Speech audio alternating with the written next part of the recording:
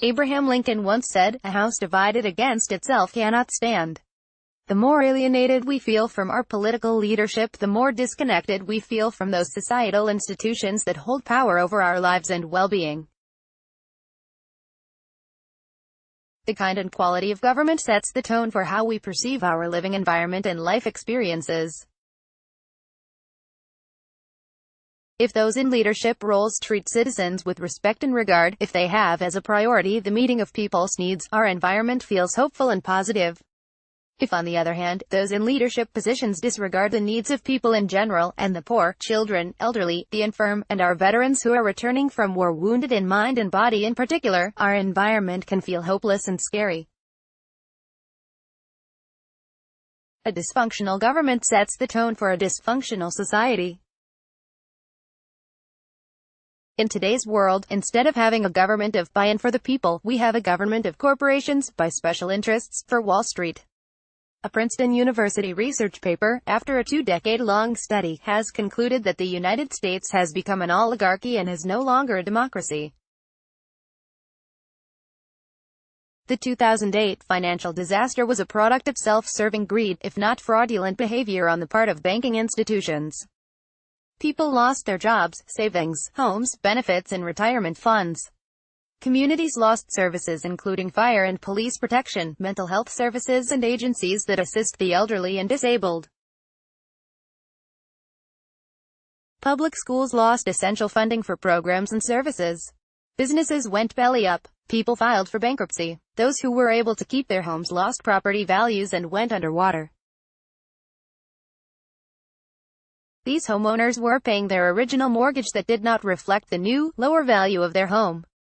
While Main Street bailed out Wall Street, once Wall Street regained its footing, the bankers turned their backs on Main Street. Underwater homeowners were given no assistance in the restructuring of their mortgage debt, or in working out a strategy with lending institutions that would make their lives more bearable. Many simply walked away from their home loans. On the political front, since 2008, and the election of Barack Obama, before he even took the oath of office, the GOP conservatives pledged to oppose everything that his administration would propose. This tactic has created gridlock, as the blockage of the passage of legislation has come to be called. It became a sad, frustrating way of life for all who had hoped that President Obama's "Yes, we can" changes for working together in government would begin to be realized. During the off-year election of 2010, Mitch McConnell, the leader of the Republican majority in the Senate, announced that the number one job the GOP has is to make Obama a one-term president. To make matters worse, House Speaker John Boehner in December of 2010 proclaimed that the word compromise does not exist in his vocabulary. Another way to describe this political season is to say, simply, that those conservatives who were elected to address the needs of citizens have not earned their paychecks. They were more interested in thwarting Obama's presidency than taking care of returning vets, addressing infrastructure repairs, extending unemployment insurance to those who were devastated by 2008, and creating regulations that would safeguard citizens from another similar financial disaster. These same conservatives were and are committed to shrinking government. In essence, they want to do away with government as it is today. This conservative bloc confuses small government with efficient and effective government. What they have done is to prove that when people don't do their job, government does not work. In fact, in 2013, these politicians actually closed government down altogether for 17 days. Conservatives led by Ted Cruz attempted to blame the shutdown on President Obama's lack of leadership. This misguided strategy did not succeed, and the GOP paid a heavy price for their misadventure. As a consequence of such inefficiency and political disregard, people have become even more frustrated and angry at government. The approval rating of the Congress has been below 10% for most of the past 6 years. A recent study finds that only 19% of voters even trust government. Many of the very people who are frustrated with the inefficiency of government are the ones who have elected and supported those who have made government inefficient. They have reaped what they have sown. What these folks fail to realize is that government's role is to protect American citizens. We have a Constitution and Bill of Rights that spell out, in principle and in fact, how government shall work, who will do what, and that the three branches of government will work within a process of checks and balances. These are the basics of the intent for us.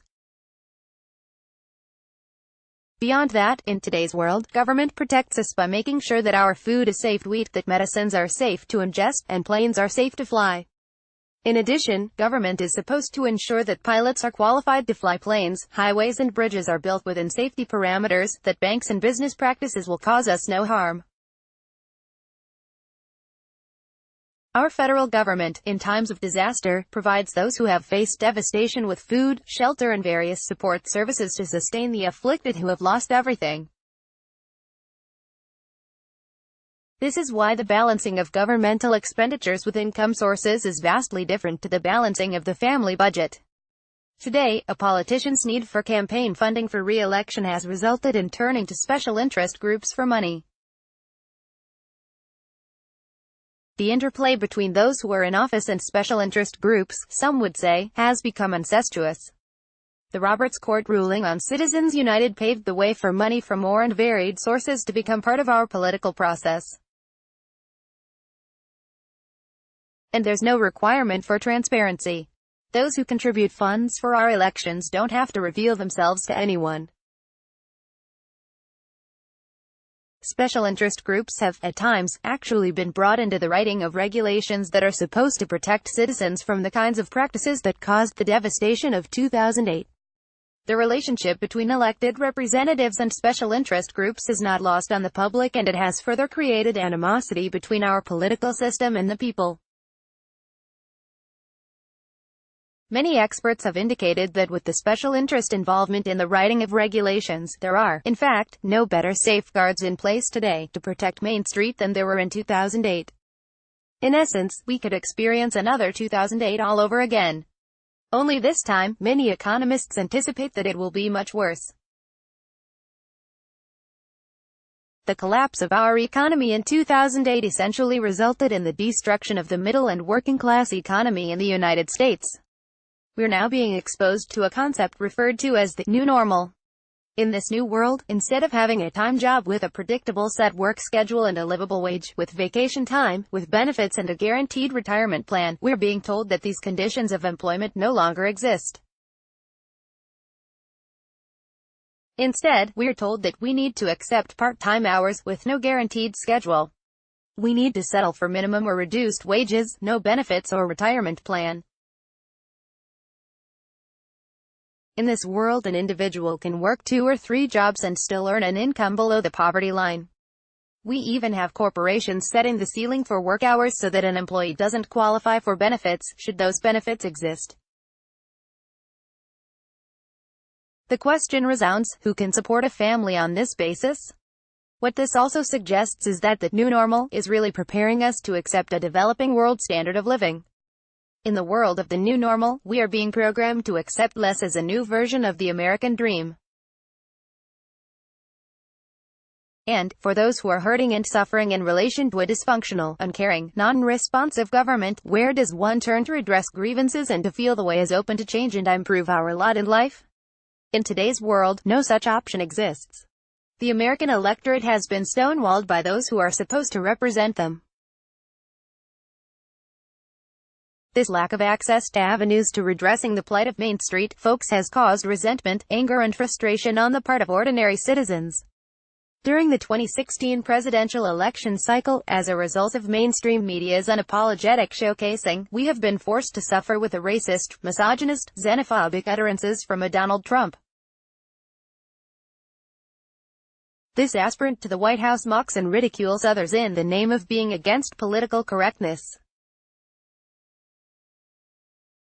He admonishes us to believe that he knows what to do with the battlefields of Syria, Iraq and Afghanistan by saying, "Trust me, I'm good with the military, I know more than the generals," or, again, his answer to what he would do to improve jobs and the economy is, "Trust me, I'm good at making deals." For some, Trump is the personification of an ignorant, insecure, impulsive, narcissist who thrives on being in the spotlight and having people blown away by his vile, outrageously offensive comments and outbursts.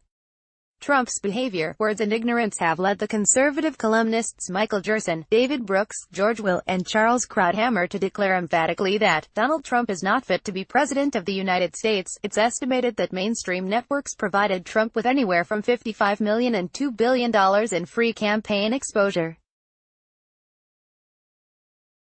His opponent, Hillary Clinton, has been scripted, again by the media, with the narrative of Crooked Hillary, to quote Trump.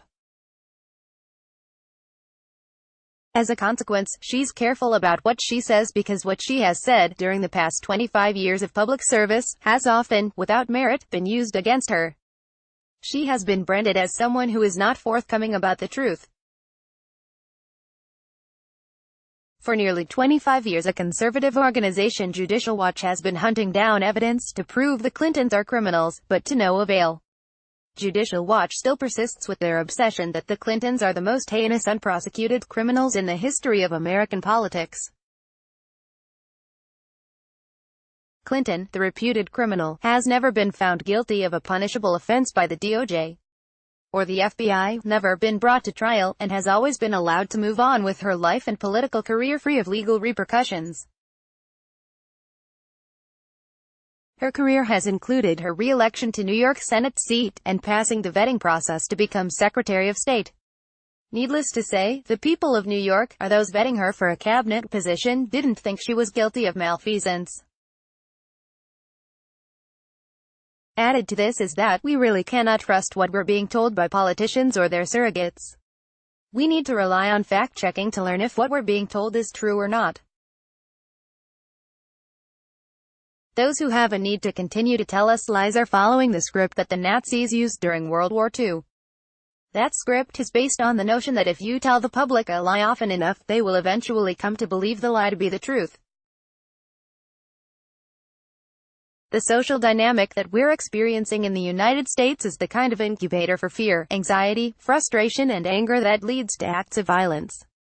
Our system, as it is being orchestrated in today's world, is setting the stage for acting out behavior on the part of people who feel they have no options open to them for redress. And people like Trump are fanning the flames of fear and hatred that can serve as the trigger for such acting out on the part of frightened, frustrated citizens. We're already seeing expression of such behavior in the desecration of Muslim mosques as well as attacks on Muslims, immigrants, members of law enforcement, and those who are not in agreement with Trump followers. What can we as individual citizens do to change this overcast, stormy political season? What can we as individuals do to address the lies and attempt to create a new normal that embraces American citizens learning to live in a third-world standard of living? To begin with, we need to know that we're not alone in our perceptions of the aberrant political, social and economic behavior that's going on around us. There are many informed, responsible, aware, outspoken citizens, writers, pundits and media sources who share the need to do something to regain an adult grip on our democratic processes and way of life. For me, Robert Reich, Bill Moyers, Charlie Rose, David Brooks, Tom Friedman and Nicholas Kristof of the New York Times, E.J. Dion, Michael Gerson and Ruth Marcus of The Washington Post, Mark Shields, Donna Brazil, Travis Smiley, Ariana Huffington and The Huffington Post, John Diaz of the San Francisco Chronicle, Elizabeth Warren, Cory Booker, Cole, Andrew J. Brochovich, Mike Morrill and countless others too numerous to mention, are aware of what is going on politically, economically, socially and on the international world stage. We also have the satirical Saturday Night Live and the Stewart Colbert effect that harpoons the ridiculous behaviors of those who are supposed to work on our behalf and who do not.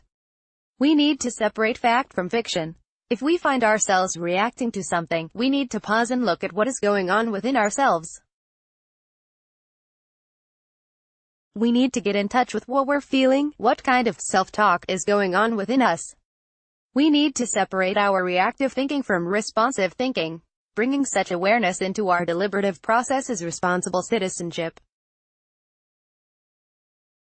We need to be well informed by reading newspapers, weekly and monthly publications, watching daily news programs, listening to discussions about issues, both those that support our views and those that oppose our views.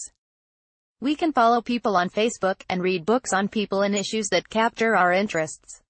Again, being informed is responsible citizenship. Knowledge is power. In addition, doing something in our sphere of influence might be as simple as Mother Teresa's approach to overcoming worldwide poverty and hunger by feeding one person at a time. It might be for us to become conscious of smiling as we pass someone on the street instead of having a fixed scowl on our face. A simple hello to a stranger in the supermarket will humanize the world for both. We need to return to being neighbors to one another, working on the basis of treating others as we would like to be treated. To live with the attitude that if one of us suffers, we all suffer. Realizing that, but by the grace of God, there go I, are treating others from the standpoint of being all for one and one for all would transform an overcast world into a world cleansed by the sunshine that emanates from our loving kindness and compassionate essence. By joining together, working together, respecting one another, caring for one another, we can make a difference as fellow members of our one human family. Together we can trump the likes of Trump. For my part, in addition to a smile instead of a scowl, saying hi to a salesperson, grocery clerk or fellow person who is just walking down the street and asking them, how are you doing? Being a loving husband and father and grandfather, I am adding this essay to my offerings to all who find themselves interested in what I have to share. As Travis Smiley says, keep the faith. Images via Pixabay. Subscribe to our newsletter. Sign up.